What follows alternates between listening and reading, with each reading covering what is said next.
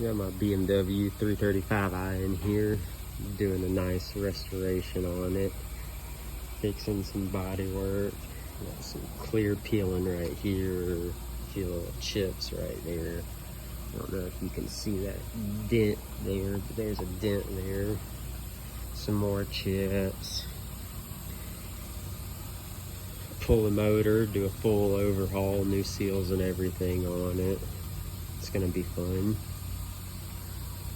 Got some more to fix here. New oil cooler on the way.